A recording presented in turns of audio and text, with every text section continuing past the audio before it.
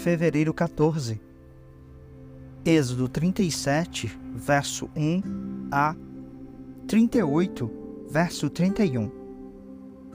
Em seguida, Bezalel fez uma arca de madeira de acácia, com 1,15 metros de comprimento, 67,5 centímetros de largura e 67,5 centímetros de altura.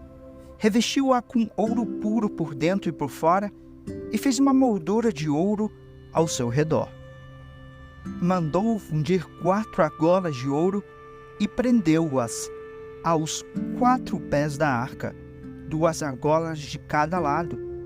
Fez varas de madeiras de acácia e revestiu-as com ouro. Passou-as por dentro das argolas dos lados da arca para transportá-la.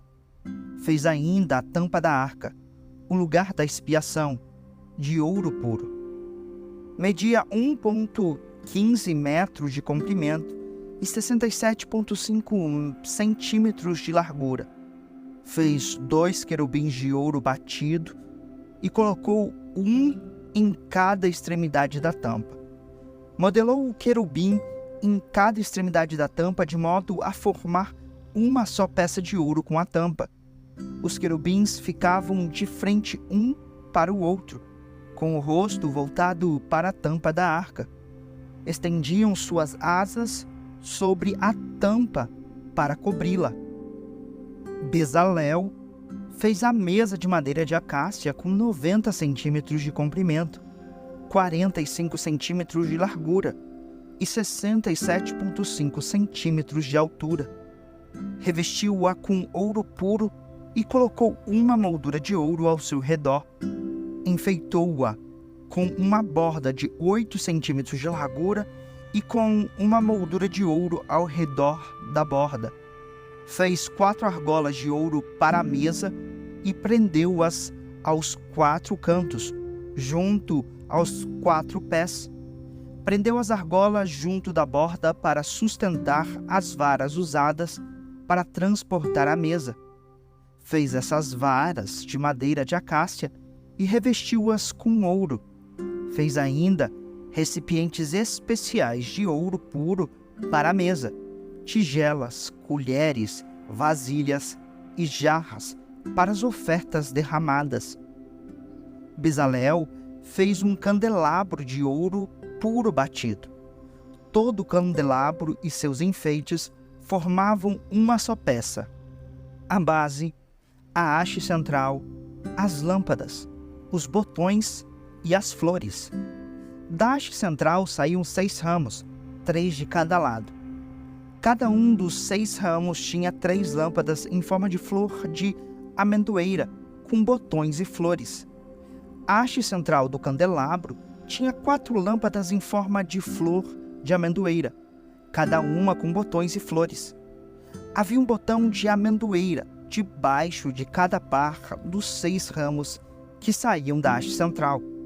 Os botões de amendoeira e os ramos formavam uma só peça com a haste central e eram feitos de ouro puro batido.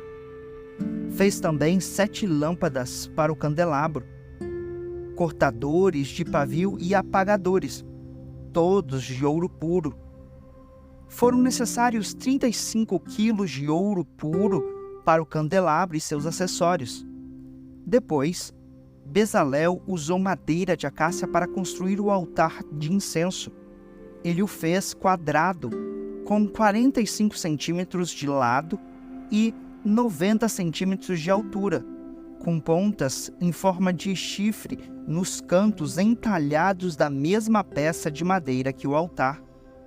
Revestiu o topo, os lados e as pontas do altar com ouro puro e fez uma moldura de ouro ao seu redor.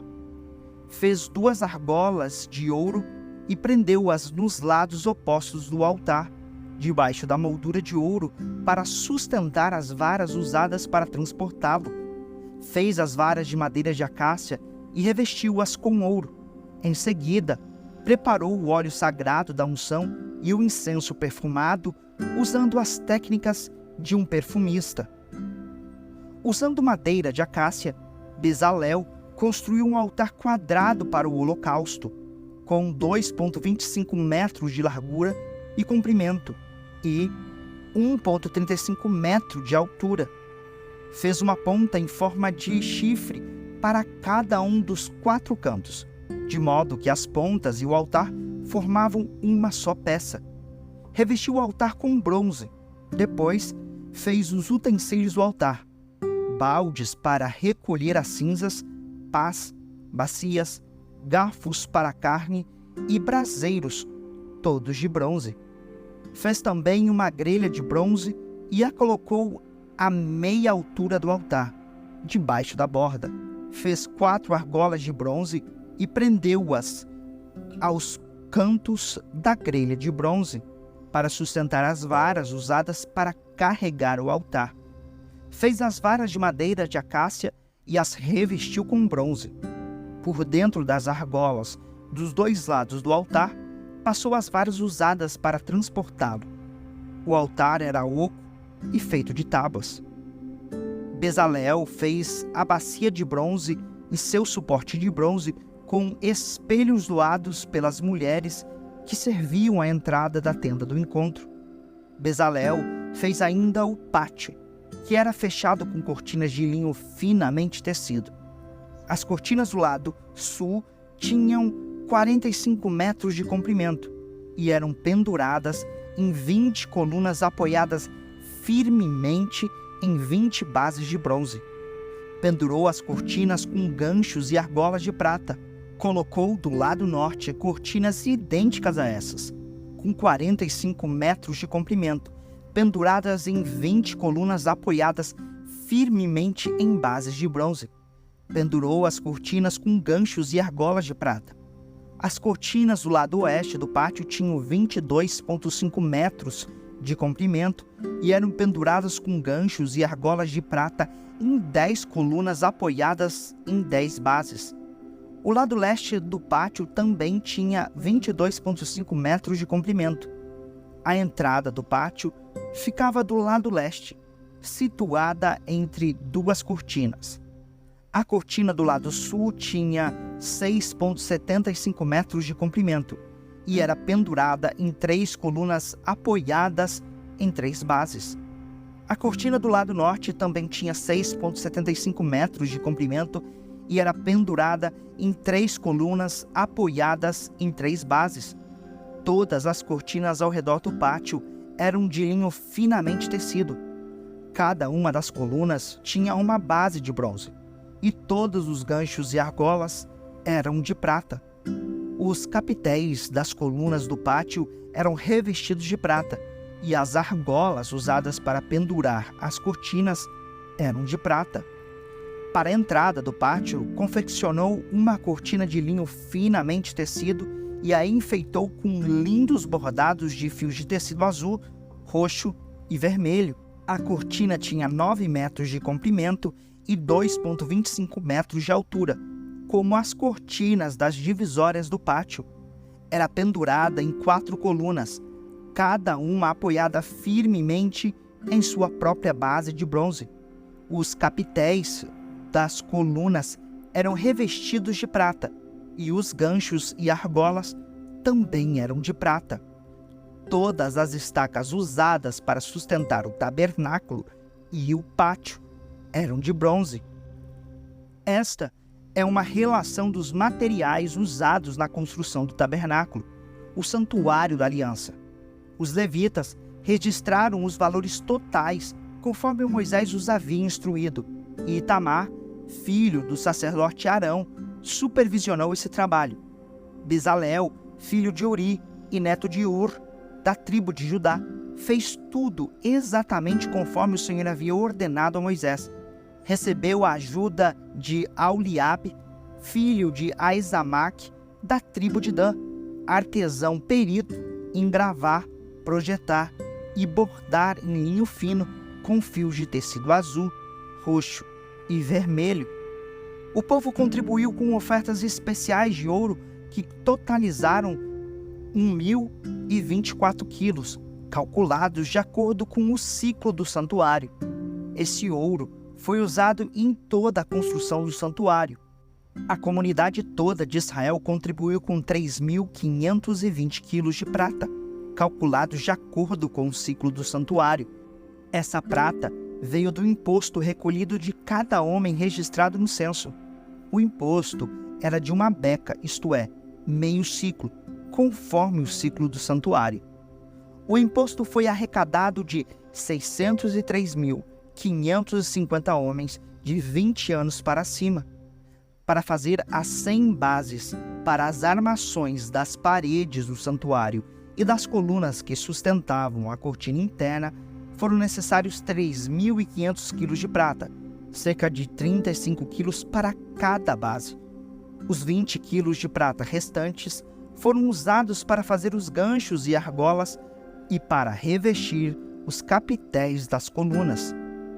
O povo também contribuiu com uma oferta especial de 2.480 quilos de bronze, usados para fundir as bases das colunas, a entrada da tenda do encontro e para o altar de bronze, com sua grelha de bronze e todos os utensílios do altar.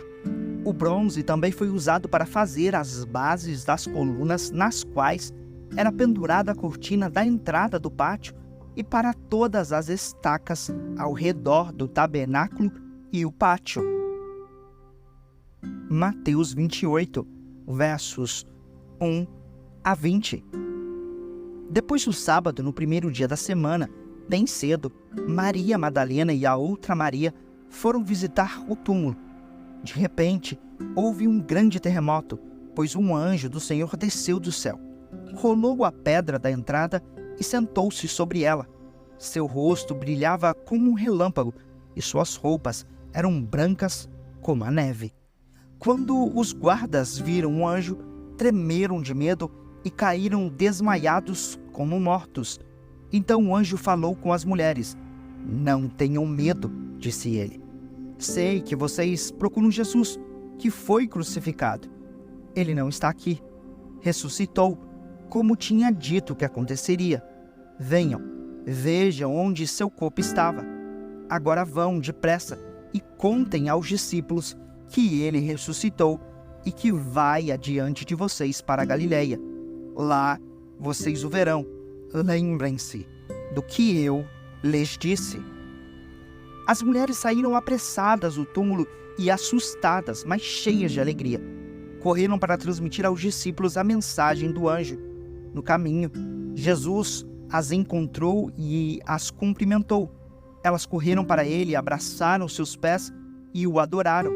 Então Jesus lhes disse: "Não tenham medo. Vão e digam aos meus irmãos que se dirijam a Galileia. Lá eles me verão." Enquanto as mulheres estavam a caminho, alguns dos guardas entraram na cidade e contaram aos principais sacerdotes o que havia acontecido. Eles convocaram uma reunião com os líderes do povo e decidiram subornar os guardas com uma grande soma de dinheiro.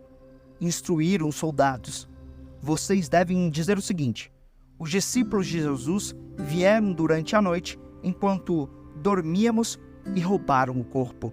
Se o governador ficar sabendo disso, nós os defenderemos, para que não se compliquem." Os guardas aceitaram o suborno e falaram conforme tinham sido instruídos. Essa versão se espalhou entre os judeus, que continuam a contá-la até hoje. Então, os 11 discípulos partiram para a Galileia e foram ao monte que Jesus havia indicado. Quando o viram, o adoraram. Alguns deles, porém, duvidaram. Jesus se aproximou deles e disse: "Toda a autoridade no céu e na terra me foi dada. Portanto, vão e façam discípulos de todas as nações, batizando-os em nome do Pai, do Filho e do Espírito Santo. Ensinem esses novos discípulos a obedecerem a todas as ordens que eu lhes dei. E lembre-se disto: estou sempre com vocês, até o fim dos tempos." Salmos 34, versos 11 a 22. Venham, meus filhos, e ouçam-me. Eu os ensinarei a temer o Senhor. Quem deseja ter uma vida longa e próspera, refreie a língua de falar maldades e os lábios de dizerem mentiras. Afaste-se do mal e faça o bem. Busque a paz e esforce-se para mantê-la. Os olhos do Senhor estão sobre os justos, e seus ouvidos abertos para seus clamores. O Senhor, porém, volta o rosto contra os que praticam o mal, apagará da terra qualquer lembrança deles. O Senhor ouve os justos quando clamam por socorro. Ele os livra de todas as suas angústias. O Senhor está perto dos que têm o coração quebrantado e resgata de espírito oprimido. O justo enfrenta muitas dificuldades, mas o Senhor o livra de todas elas, pois o Senhor protege os ossos do justo, nenhum sequer será quebrado. A calamidade certamente destruirá os perversos, e os que odeiam o justo serão castigados. O Senhor, porém, resgatará os que o servem. Ninguém que nele se refugia será condenado. Provérbios 9, versos 9 e 10. Instrua o sábio, e ele crescerá na sabedoria. Ensine o justo, e ele aprenderá ainda mais. O temor do Senhor é o princípio da sabedoria. O conhecimento do santo resulta em discernimento.